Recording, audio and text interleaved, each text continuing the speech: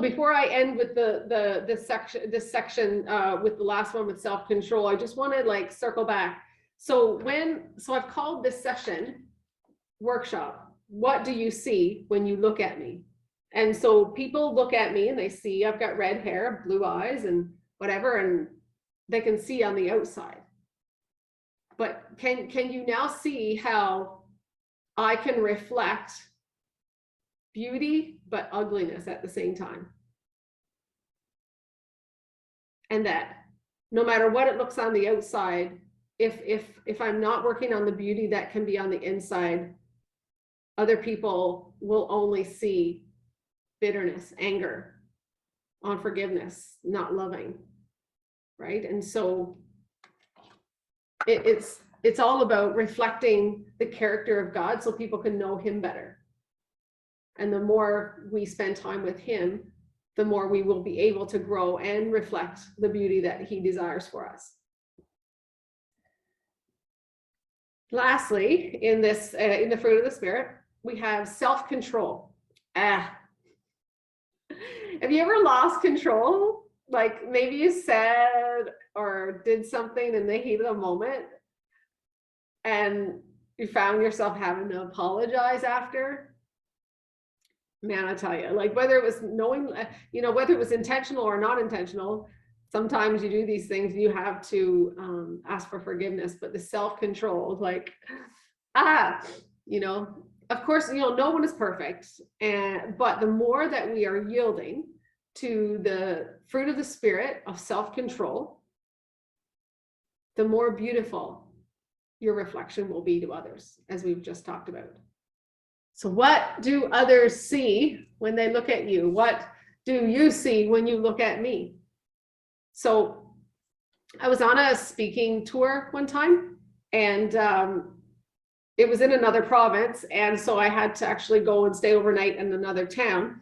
And so we got there early. We checked into this local inn because it was known for its amazing home-cooked meals. And I was so excited. And so I went there, and my mom and we checked in, we got to the restaurant, and we ordered this food, and we were telling the waitress how excited we were to have their home-cooked meal and homemade buns and all this stuff. And so we get our food, and like we start diving in, and I think I inhaled pretty much half my food, I think, before I started to realize, I'm like, and I'm not sure who was it said at first, but I'm like, Mom, do you taste something funny? And then it was like, oh my gosh, it's mold. Our food was tasting moldy. What are we supposed to do? And so first of all, we knew we had to tell the waitress, why we weren't eating our food. And we didn't have time to get anything else. But yet I knew as soon as this was happening, I'm like, how I respond here, will I leave a bad taste by the way I treat this person? Or will I show them self-control, love, kindness, gentleness? And so she was so sorry. And we left, and I even gave her a good tip. Like I didn't even let it affect my tip, because at that point I was relentless, because I'm in this town to speak. I don't want what's happening over there to affect, right? And some people might think that that's a codependent, people-pleasing thing, but no, I was more intentional about my character and what people saw on me, right? And so do I always get this right?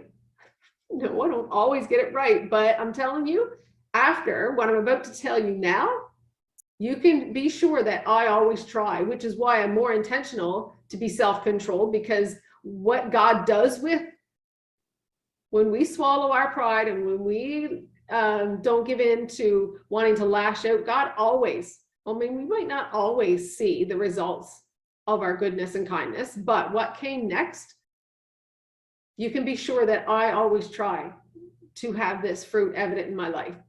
So I get back to my email on a Monday morning, and waiting for me in my inbox was this email. Let me read it.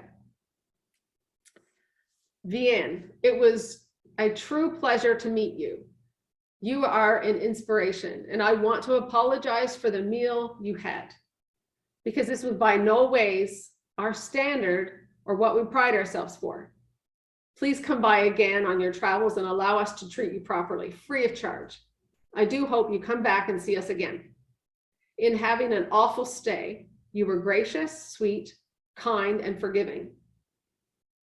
It was our pleasure to truly meet you. God bless. I cried when I read that email from the manager.